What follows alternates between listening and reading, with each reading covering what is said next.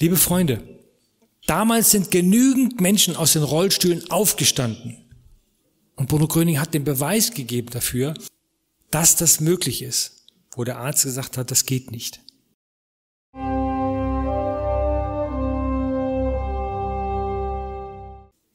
Wir hatten in München die Gemeinschaftsstunde und in der Zeit hatte meine Mutter die von Köln aus noch betreut.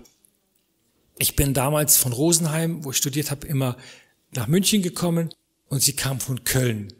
Und wir saßen dann um den Tisch herum, wie viel wir mal gewesen sein, 20, 25 Freunde, hatten da so im Restaurant unseren Tisch. Und an dem Tag wurde ein junger Mann im Rollstuhl reingebracht. Er war so vis-à-vis am Tisch, auf der anderen Seite. Und meine Mutter fängt die Gemeinschaftsstunde an. Ich werde es nie vergessen. Das war ein Gefühl für mich. Ich wäre im Erdboden versunken, wenn er nicht so hart gewesen wäre. Sie fragte über den Tisch hinüber, alle haben es mitgehört, wollen Sie gesund werden? Und ich dachte, wie peinlich. Wie kann meine Mutter einen im Rollstuhl fragen, ob er gesund werden will? Ja, natürlich. Das ist genauso, als wenn einer mit seinem Lottoschein zur Lottoannahmestelle geht und der wird gefragt, ja, wollen Sie gewinnen? Was für eine Frage. Aber dann kam's. Die Antwort. Ein ganz klares Nein. Ich saß da in völliger Starre und konnte das nicht verstehen. Ich konnte nicht verstehen, dass einer nicht gesund werden will.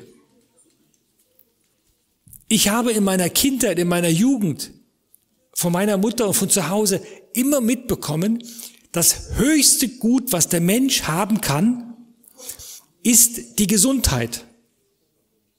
Die steht über Intelligenz, über Geld, über allem steht die Gesundheit oben drüber. Geld ist Macht, Gesundheit ist Allmacht. Und der sagt nein. Und dann sind sie nicht drauf eingegangen. Dann ging die Gemeinschaft los oder weiter und das war kein Thema mehr. Aber in mir hat das gearbeitet. Wie kann ein Mensch nicht die Gesundheit als oberstes Gut haben? Die Gesundheit ist das Wichtigste. Und es hat lange gedauert und irgendwann ist mir der Groschen dann gefallen. Dachte ich, ja klar. Wahrscheinlich hätte ich in seiner Situation genauso geantwortet. Ich gehe zum Arzt und der sagt mir seit vielen Jahren immer das Gleiche. Sie haben Kinderlähmung, Ihre Beine, Ihr Unterkörper, da ist was abgetrennt, da ist ein Nerv durchgeklemmt und deswegen können Sie Ihren Unterleib nicht bewegen. Das ist nicht heilbar. Sie werden ihr Leben lang nicht mehr auf ihren eigenen Beinen gehen können. Wenn man das als junger Mensch immer wieder reinbekommt, dann glaubt man das. Jetzt hatte er eine nette Begleitung, die ihn da reingeschoben hat mit dem Rollstuhl. Und er wird auch aufgrund seiner Belastung eine Ausbildung bekommen haben in einer besonderen Einrichtung, die extra für Menschen wie er geschaffen worden sind. Also da hat er eine Ausbildung bekommen, eine Arbeit hat er bekommen. Er hat nette Menschen, mit denen er zusammenarbeitet. Er hat einen guten Appetit, es schmeckt ihm gut, er schläft gut und er kann aber nicht allein ins Bett gehen. Also muss er jemanden haben, der ihn ins Bett reinhebt. Und wenn er in der Badewanne sitzt, kann er sich den Rücken nicht schrubben, dann hat er jemanden, der ihm wäscht, den Rücken schrubbt. Ach, ist das schön und angenehm. Er hat eine Wohnung.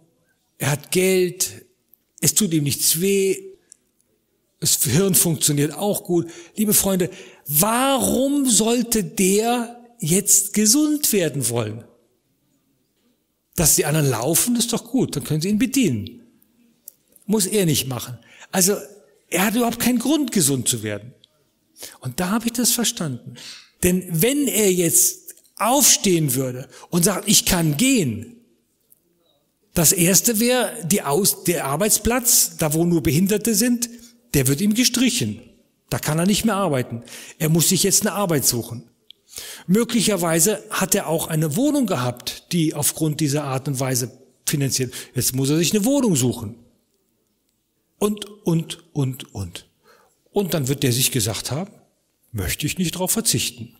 Bleib ich lieber im Rollstuhl. Ist das richtig? Liebe Freunde, nein. Die Gesundheit ist das höchste Gut. Und dafür sollten wir alles tun. Und wenn wir unsere Seele, unser Seelengefäß reinigen lassen und das selber dazu tun, was wir können, dann wird auch der Körper sauber werden. Liebe Freunde, wenn einer nicht gesund werden will, der sperrt sich dagegen, dann geht das nicht.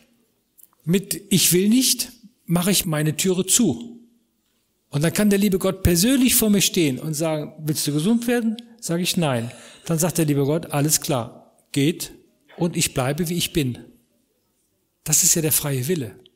Und deswegen ist es so wichtig, dass Bruno Kröning uns immer wieder darauf aufmerksam macht, dass wir uns öffnen, dass wir das Gute wollen, so wie es von Gott bestimmt ist.